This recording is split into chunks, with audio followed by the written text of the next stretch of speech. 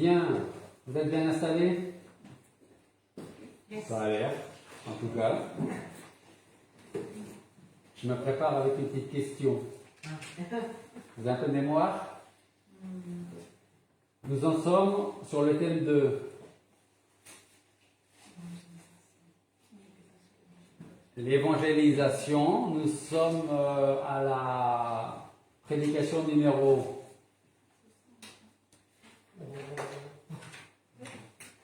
4. Et comme vous avez une grande mémoire, vous allez me donner les 3 premiers titres. L'évangélisation numéro 1, la question était pourquoi faut-il évangéliser? Là, vous pourrez dire merci à la fin, Patrick. La deuxième question. Non. Non. Est-ce important d'évangéliser? La troisième, vous avez commencé à le dire. Qui doit évangéliser? Alors nous allons nous pencher aujourd'hui sur la 4e question qui est comment évangéliser?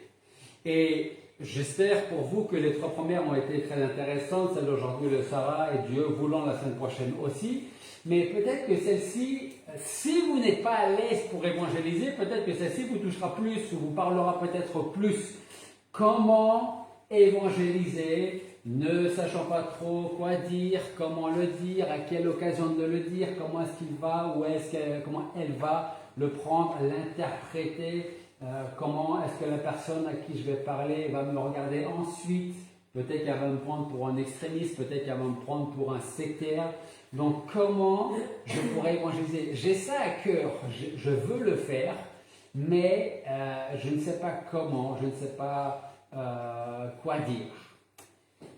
Alors on va prendre tout simplement le meilleur exemple. Et le meilleur exemple qu'on trouve dans la Bible est l'exemple de Jésus-Christ, tout simplement. Jean, chapitre 4. Jean, chapitre 4.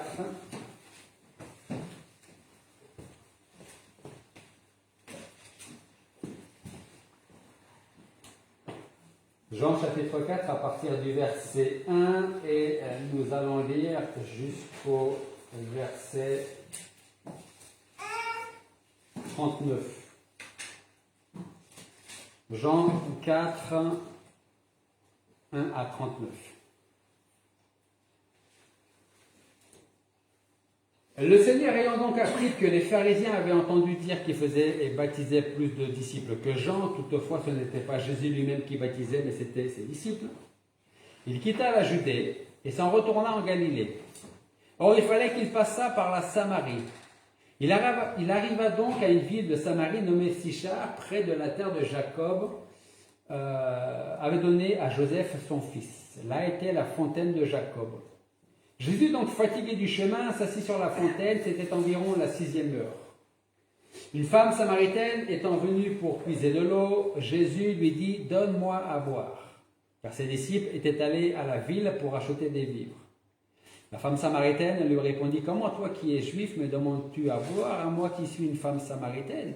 Car les juifs n'ont pas de communication avec les samaritains. » Jésus répondit et lui dit, « Si tu connaissais le don de Dieu et qui est celui qui te dit « Donne-moi à boire », tu lui donnerais toi-même et tu lui demanderais toi-même et il te donnerait de l'eau vive. » La femme lui dit, « Seigneur, tu n'as rien pour puiser, et le puits est profond, d'où aurais-tu donc cette eau vive? Es-tu plus grand que Jacob, notre père, qui nous a donné ce puits et qui en a bu lui-même, ainsi que ses fils et ses troupeaux? » Jésus lui répondit, « Quiconque boit de cette eau aura encore soif. Mais celui qui boira de l'eau que je lui donnerai n'aura plus jamais soif. Mais l'eau que je lui donnerai deviendra en lui une source d'eau qui jaillira pour la vie éternelle. » La femme lui dit, « Seigneur, donne-moi de cette eau afin que je n'ai plus soif et que je ne vienne plus puiser ici. » Jésus lui dit, « Va, appelle ton mari et viens ici. » La femme lui répondit, « Je n'ai point de mari. » Et Jésus lui dit, « Tu as fort bien dit, je n'ai point de mari, car tu as eu 5 maris, et celui que tu as maintenant n'est pas ton mari. Tu as dit vrai en cela. » La femme lui dit, Seigneur, je vois que tu es un prophète. Nos pères ont adoré sur cette montagne et vous dites que le lieu où il faut adorer est à Jérusalem. Jésus lui dit, femme, crois-moi, le temps vient que vous n'adorerez plus le Père ni sur cette montagne ni à Jérusalem. Vous adorez ce que vous ne connaissez pas. Pour nous, nous adorons ce que nous connaissons car le salut vient des Juifs. Mais l'heure vient, et elle est déjà venue, que les vrais adorateurs adoreront le Père en esprit et en vérité. Car le Père demande de tels adorateurs. Dieu est esprit, il faut que ceux qui l'adorent en esprit et en vérité. Cette femme lui répondit, je sais que le Messie, celui qu'on appelle Christ, doit venir. Quand il sera venu, il nous annoncera toutes choses. Et Jésus lui dit, je le suis, moi qui te parle. Sur cela, ses disciples arrivèrent et ils furent surpris de ce qu'il parlait avec une femme. Néanmoins, aucun ne lui dit, que demandes-tu? Ou pourquoi parles-tu avec elle? Alors la femme laissa sa cruche et s'en alla à la ville et dit aux gens, venez voir un homme qui m'a dit tout ce que j'ai fait. Ne serait-ce point le Christ? Ils sortirent donc de la ville et vinrent vers lui. Cependant, ses disciples, le priant, lui disaient, Maître, mange. Mais il leur dit, j'ai à manger une nourriture que vous ne connaissez pas. Les disciples se disaient donc l'un à l'autre, quelqu'un lui aurait-il apporté à manger? Jésus leur dit, ma nourriture est de faire la volonté de celui qui m'a envoyé et d'accomplir son œuvre. Ne dites-vous pas qu'il y a encore 4 mois jusqu'à la moisson? Voici, je vous le dis, levez vos yeux et regardez les campagnes qui blanchissent déjà pour la moisson. Celui qui moissonne reçoit un salaire et recueille du fruit pour la vie éternelle, afin que celui qui sème se réjouisse aussi avec celui qui moissonne. Car en ceci, cette parole est vraie, autre est le semeur et autre le moissonneur. Je vous ai envoyé moissonner où vous n'avez pas travaillé. D'autres ont travaillé et vous êtes entrés dans leur travail.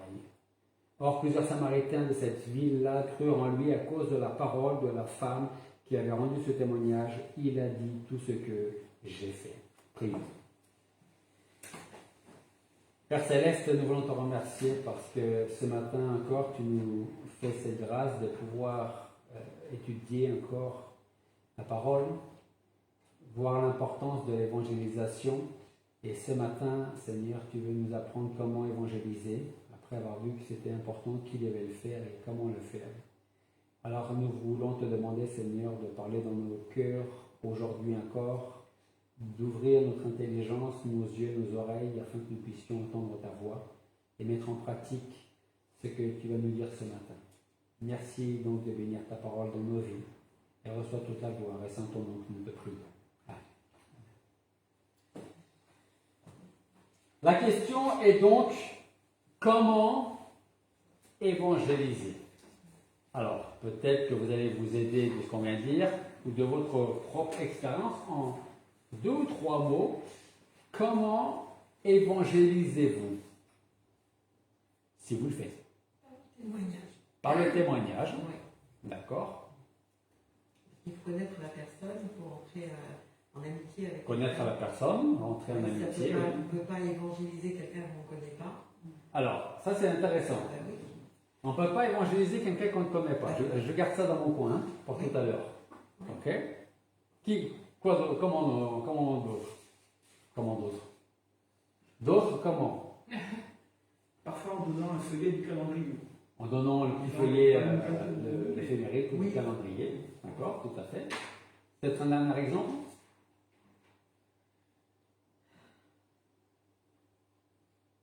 En les amenant à l'église. En les amenant à l'église. C'est plus facile d'évangéliser que d'amener les gens à l'église, hein, dans un premier temps. Donc, nous allons répondre à la question comment évangéliser, que l'on pourrait également dire comment gagner, amener des âmes à Jésus-Christ, à l'exemple de Jésus-Christ. Rappelez-vous, je vous l'ai dit il y a 15 jours, je vous l'ai peut-être même dit depuis le début de cette petite série sur l'évangélisation, le Seigneur ne nous demande à aucun moment de sauver les pécheurs. Il nous demande d'évangéliser les pécheurs. C'est lui qui sauve. C'est lui qui crée un cœur, qui enlève le cœur de pierre pour mettre un cœur de chair afin que nous puissions croire. Ça, on ne peut pas le faire. Nous, notre travail, c'est évangéliser. Okay? Et ce matin, ça tombe bien, c'est comment je vais le faire. Je voudrais reprendre notre texte, Jean chapitre 3, et on va répondre à la question comment évangéliser en utilisant quelques versets dans notre passage et les étudier pour comprendre comment Dieu a amené la Samaritaine à croire en lui et donc à être sauvée. Versets 6 et 7. Jean, donc, chapitre 4, versets 6 et 7, nous lisons: Là était la fontaine de Jacob. Jésus, donc fatigué du chemin, s'assit sur la fontaine. C'était environ la 6e heure, c'est-à-dire 9 heures du matin. Une femme samaritaine étant venue pour puiser de l'eau, Jésus lui dit: Donne-moi à boire. Alors, ce n'était pas prévu que je vous le dise, mais vous savez comment Dieu agit. C'est en relisant le verset que je réalise quelque chose que parfois nous faisons à tort. On se dit, tiens, je vais évangéliser. Demain, je vais évangéliser. Je vais témoigner, je vais parler à mes voisins, à mes collègues de travail, peu importe. Je vais évangéliser. Vous avez passé une mauvaise nuit. Vous êtes fatigué. Et comme je suis fatigué, eh bien, je vais évangéliser après-demain. Ce qui est intéressant dans le verset 6, là, c'est quoi? Avec la fontaine de Jacob, Jésus donc, fatigué du chemin. Il aurait pu se reposer, d'abord, pour ensuite faire ce pourquoi il est venu, spécialement à cette fontaine. Je me repose. Presque même, il aurait pu se reposer loin de la fontaine, et une fois un peu plus en forme, moins fatigué, venir à la fontaine, rencontrer la femme samaritaine. Mais il ne perd pas de temps, le Seigneur. Il ne pense pas à lui. Donc, fatigué du chemin, il s'assit sur la fontaine, c'était environ la 6e heure, une femme samaritaine étant venue pour puiser de l'eau, Jésus lui dit: Donne-moi à boire.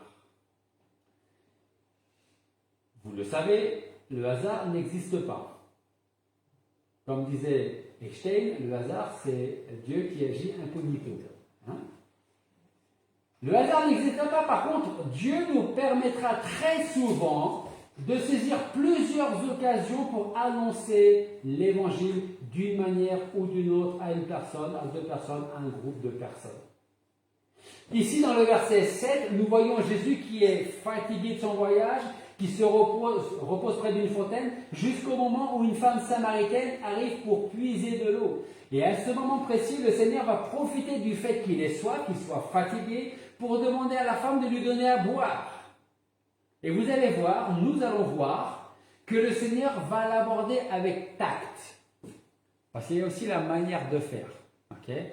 Parce que c'est sûr que si vous commencez à témoigner avec tout le zèle que vous pouvez avoir en tant que jeune chrétien ou zélé pour le Seigneur, des fois, le mauvais zèle, s'il n'est pas bien cadré, vous êtes tellement zélé que vous allez, excusez-moi l'expression, mais saouler la personne en face de vous avec les bonnes nouvelles que vous avez envie de lui annoncer.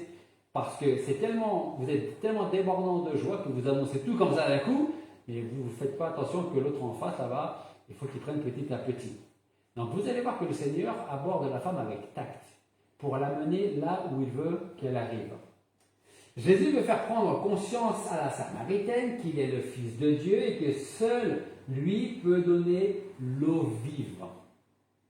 Dans le verset 10, Jésus va provoquer un intérêt profond dans l'esprit de la femme samaritaine. Alors si je lis le verset 10, Jésus répondit et lui dit: Si tu connaissais le don de Dieu et qui est celui qui te dit donne-moi à boire, tu lui demanderais toi-même et il te donnerait de l'eau vive.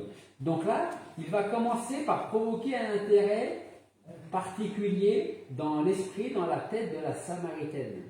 Dans le verset 9 qui précède, la Samaritaine pose une question à Jésus et elle demande: Comment toi qui es juif, me demandes-tu à boire à moi qui suis une femme samaritaine? Alors déjà, on ne parlait pas aux femmes, et encore moins aux samaritains, et encore moins à une femme samaritaine. Toi qui es juif, me demandes-tu à boire à moi qui suis une femme samaritaine? Car les juifs n'ont pas de communication avec les samaritains. Et Jésus leur répond: Si tu connaissais le don de Dieu. Et il continue, et c'est là que c'est intéressant, parce que Jésus aurait pu lui dire: Oui, mais c'est pas parce que les autres ne parlent pas avec les Samaritains ou avec les femmes samaritaines que moi je dois faire un... Il ne rentre pas dans tous ces détails. Oublions les détails quand on évangélise. Ok? Alors il y a certains détails qu'il ne faut pas oublier quand même dans l'évangélisation. Mais là, on aborde la personne. On veut apporter la bonne nouvelle de l'évangile à quelqu'un. Donc elle dit, mais comment ça se fait que tu me parles? Tu ne devrais pas me parler. Tu es juif, je suis samaritaine, en plus une femme, donc voilà. Et lui, il dit, si tu connaissais le don de Dieu et qui est celui qui te dit, donne-moi à boire, tu lui donnerais toi-même et il te donnerait de l'eau vive. La suite se passe dans les versets 11 et 12. Ça, c'était le contexte. Verset 6, on va dire jusqu'au verset 10, c'est un petit peu le contexte, le début. Et la suite se trouve au verset 11 et 12. Seigneur, tu n'as rien pour puiser, et le puits est profond. D'où aurais-tu donc cette eau vive? Es-tu plus grand que Jacob, notre père, qui nous a donné ce puits et qui en a bu lui-même, ainsi que ses fils et ses troupeaux? Ce qui est intéressant, si vous l'avez remarqué, c'est que la femme pose quasiment que des questions. Elle va dire des choses, parce qu'elle va répondre au Seigneur, mais elle pose beaucoup de questions. Tu n'as rien pour puiser, comment ça se fait que tu me parles? Tu veux me donner à boire, mais tu n'as rien pour me donner à boire, comment tu vas faire? D'où aurais-tu donc cette eau vive? Es-tu plus grand que Jacob notre père? Et voilà ensuite que le Seigneur commence à entrer dans le vif du sujet, au verset 13 et 14.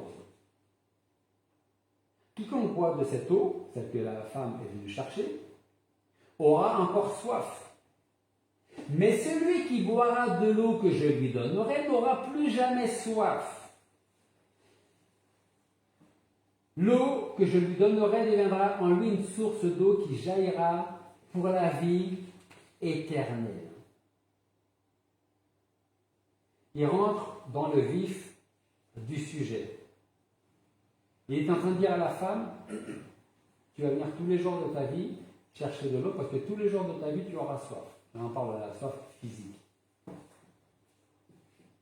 Et puis il dit, mais celui qui boira de l'eau que je lui donnerai n'aura plus jamais soif. Jésus ne dit pas, chose que nous allons dire par contre.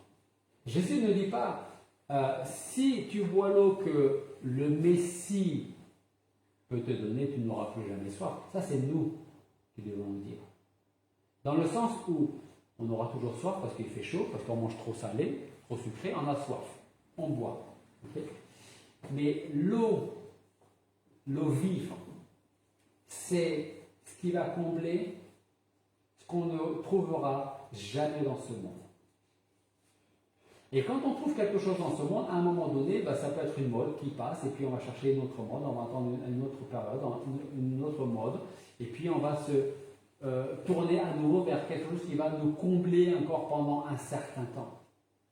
Mais là, le Seigneur dit, celui qui boira de l'eau que je lui donnerai n'aura plus jamais soif. C'est-à-dire que le Seigneur est celui qui comble tous nos besoins. Et quand nous prenons conscience et quand nous vivons cette réalité que Dieu pourvoit jour après jour à chacun de nos besoins, on n'a pas besoin d'aller chercher dans le monde ce que seul Dieu est capable de nous donner. Demandez aux gens autour de vous, posez-vous la question avant que vous ne soyez même chrétien, posez-vous la question si vous n'êtes pas encore chrétien aujourd'hui. Donc demandez aux gens autour de vous s'ils veulent recevoir la paix de Dieu, le pardon et la vie éternelle. Si vous demandez à quelqu'un, est-ce que vous voulez recevoir la vie éternelle, qu'est-ce qu'il risque de vous dire? On est fou. Ouais, mais il pourra le dire plus gentiment que ça. Oui, un peu dérangé. Il va vous dire, toi, t'as pas regardé un film avec un type avec un chapeau, un fouet, Indiana Jones, et la dernière croisade, je ne sais plus quoi, ou le Saint Graal pour avoir la vie éternelle. Parce que pour le monde, la vie éternelle, le pardon des péchés, c'est dans les films d'aventure.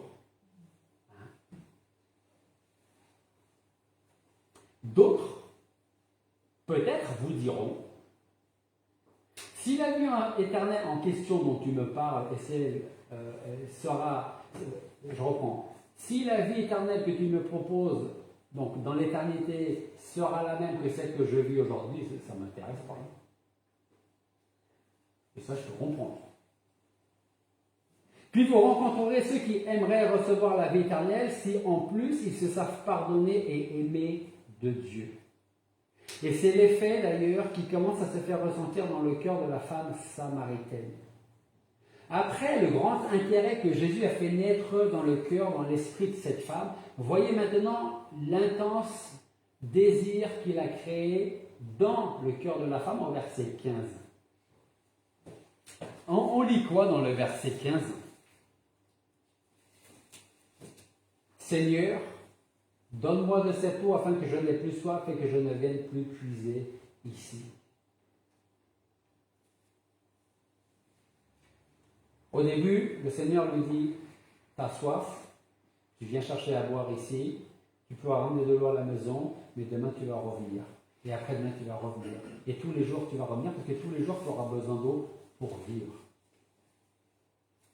Mais si tu connaissais celui qui peut te donner l'eau vive, tu lui demanderais et il te donnerait de cette eau vive-là. Et c'est là que le Seigneur a créé cet intérêt dans l'esprit, dans le cœur de la personne, de cette femme, et qui dit alors Seigneur, donne-moi de cette eau-là. Si vous ne venez pas au Seigneur avec un cœur repentant, si vous n'avez pas au plus profond de vous cette conviction de péché, alors vous ne pourrez jamais recevoir ni le pardon ni le salut de Dieu. C'est la Bible qui le dit, c'est pas moi, moi je ne fais que répéter. Là encore, le Seigneur va produire dans le cœur de la femme cette conviction de péché. Versets 16 à 18.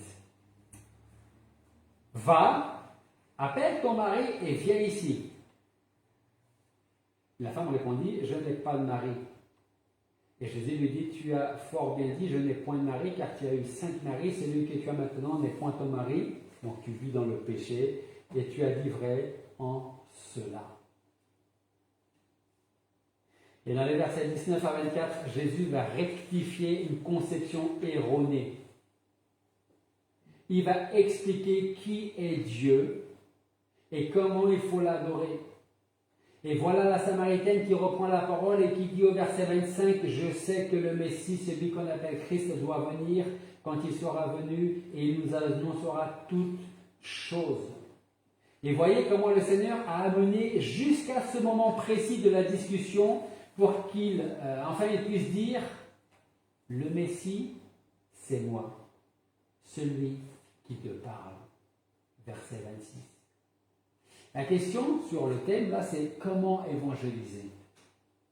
C'est vrai que la première chose, c'est le témoignage. Et je le répète, beaucoup plus que vos paroles. C'est votre vie. Comment vous vivez à la maison, avec les voisins, avec les collègues de travail, dans la société. Et croyez-moi, je peux vous le garantir que si vous vivez comme le Seigneur vous demande, nous demande de vivre, les gens vont le voir obligatoirement. C'est sûr et certain.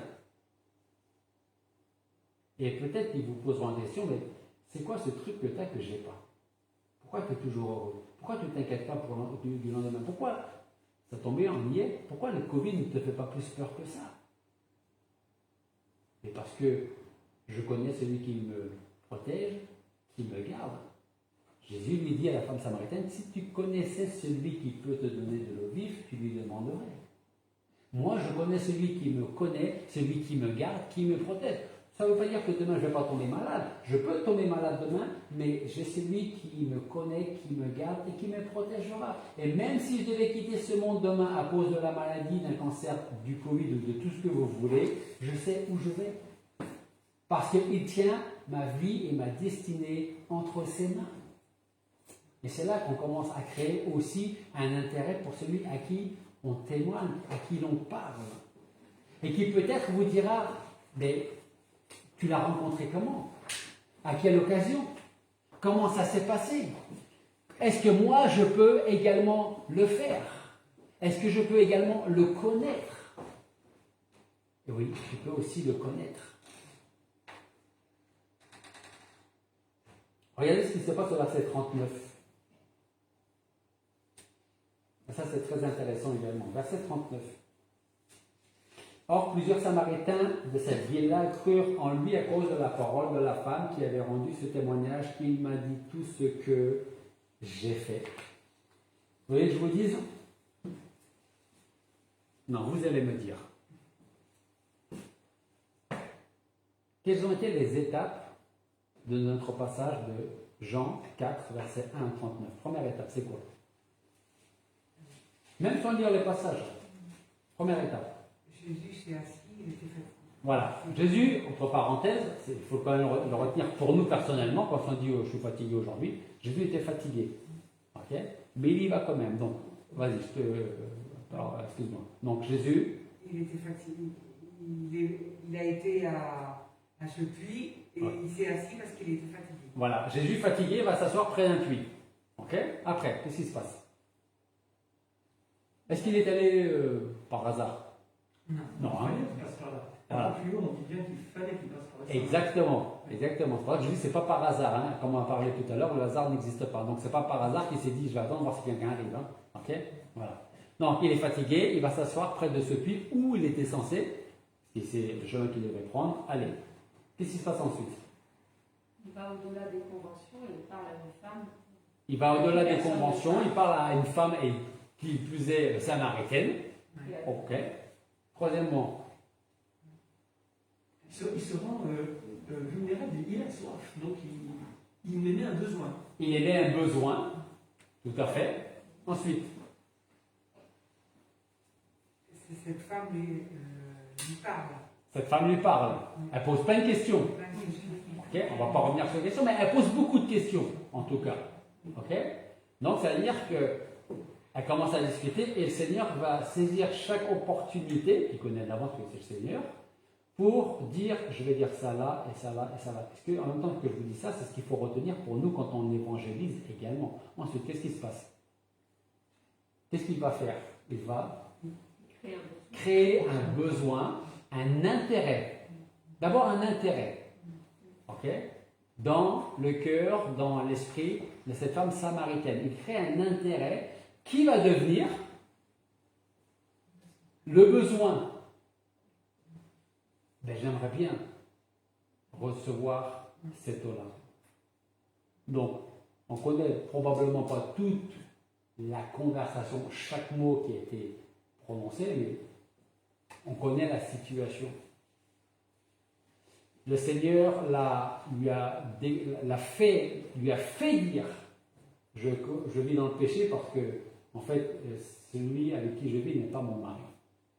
Donc, je vis dans la terre, donc je suis pécheresse. Et donc, je ne devrais même pas le dire. Mais elle le fait. Et grâce à ça, qu'est-ce qui se passe? 2 points. Donc, le premier de ces 2 points, c'est quoi?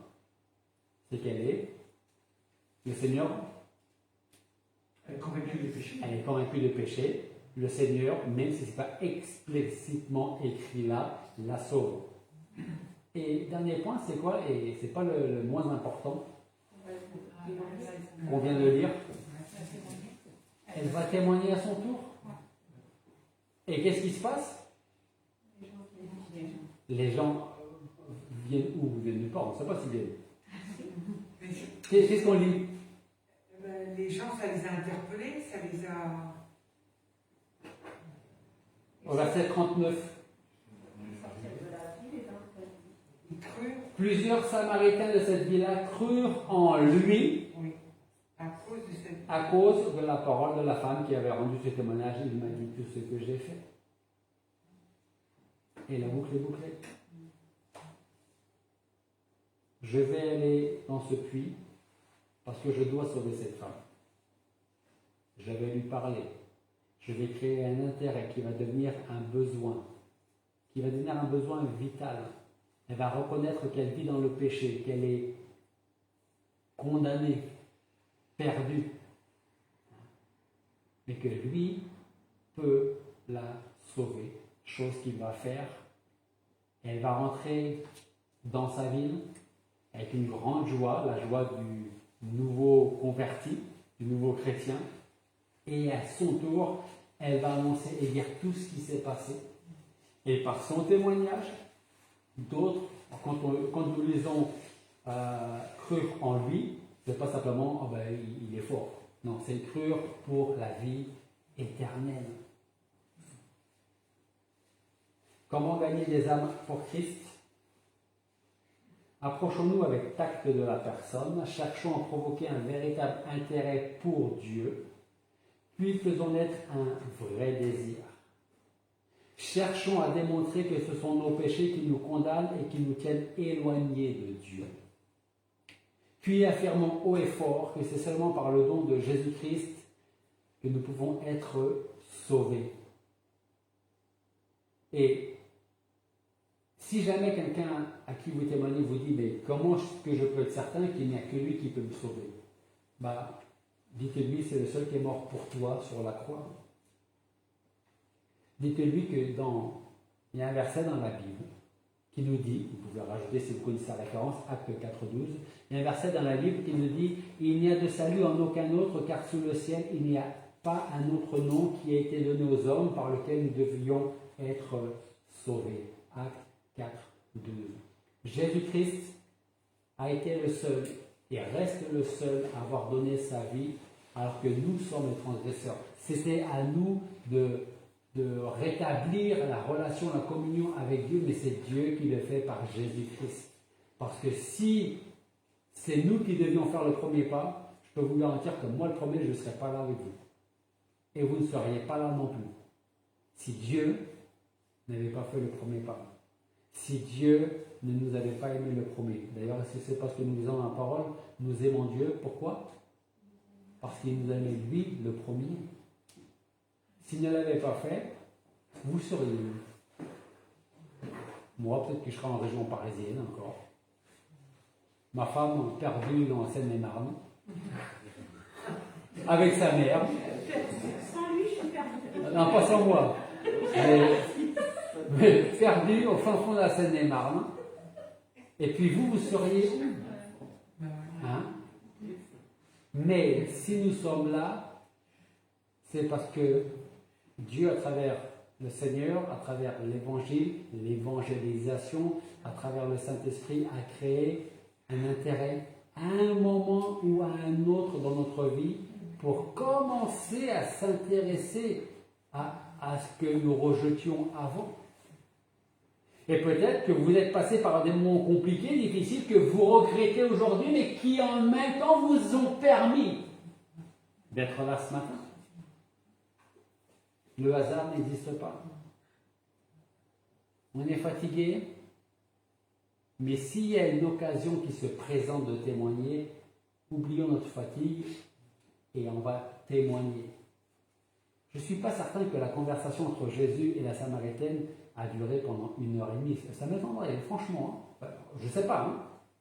Mais je ne pense pas. Pourquoi ça aurait pu être court? Tout simplement parce que Christ va directement au but. Je vous dis, dans cette situation, il met de côté les détails. Il va directement au but. Et nous, parfois, en voulant bien faire, d'où le titre « Comment évangéliser », quand on veut bien faire, parfois, on va dire des choses qui ne sont pas utiles, qui vont faire en sorte que la personne à qui on parle va rester fixée sur une bricole qui n'est pas utile et qui ne va pas vous entendre dans ce qui est utile maintenant et ce qu'il a besoin d'entendre. Allons à l'essentiel. Vous n'avez pas besoin d'avoir fait un institut biblique pendant 3 ans pour commencer à évangéliser. Dites simplement aux gens ce que Dieu a fait pour vous, comment est-ce qu'il l'a fait, et que pour toi aussi ça peut se faire. Si tu connaissais celui qui me connaît, celui qui m'a sauvé, celui qui m'a transformé, celui qui m'a sorti de la situation où j'étais tombé tellement bas, mais crois-moi que si tu pouvais le connaître, tu te relèverais par son aide, c'est lui qui te relèverait et tu vivrais une nouvelle vie. Comment évangéliser? Soyons simples, directs, sans, comme on dit, chichi, sans rentrer dans tous les détails. Les détails, on peut les donner après, quand il y a cet intérêt qui est installé et qui dit, moi, je veux connaître celui qui peut me donner une paix parfaite. Je veux vivre en sachant que tout le mal que j'ai fait avant, que j'ai pu me faire, que j'ai pu faire aux autres, tout ça ne me sera plus jamais, quand je quitterai cette vie, ne me sera plus jamais remis sur devant la table. Parce que quand Dieu pardonne, il efface, il oublie, il jette très loin. Soyons simples et directs. Comment évangéliser? Ce sera le plus simple. Et ne vous inquiétez pas que nous, on est là pour ramener des âmes à Christ. Et si nous réussissons à faire naître un intérêt, ne vous inquiétez pas, les questions vont venir après. Ça, c'est sûr et certain. Et là, vous pourrez rentrer dans les détails. Comment évangéliser? Par votre vie, votre témoignage, et dites ce que le Seigneur a tout simplement fait pour vous dans votre vie. Prions. Père Céleste, nous voulons te remercier parce que ce matin, tu nous as permis de voir comment le Seigneur a utilisé ce moment passé avec cette femme samaritaine près du puits de Jacob pour lui apporter le salut, très simplement, quand il a fait naître un intérêt, puis un besoin dans la vie de cette femme. Seigneur, je veux te demander de nous aider à faire la même chose, à nous appuyer sur toi, à dépendre de toi, pour que nous aussi nous puissions faire naître dans la vie de ceux que tu mettras sur notre route un intérêt puis un besoin, pour les amener à Jésus-Christ afin qu'il les sauve. Oui, mon Dieu, nous voulons te demander de nous utiliser pour l'annonce de l'Évangile. Merci pour ce que tu fais pour nous, ce que tu as fait, ce que tu feras encore, et que les gens autour de nous puissent voir cette différence avec eux, et qu'ils aient le désir de connaître notre Seigneur Jésus-Christ, et de te connaître toi, le Dieu souverain. Et c'est en ton nom que nous te prions.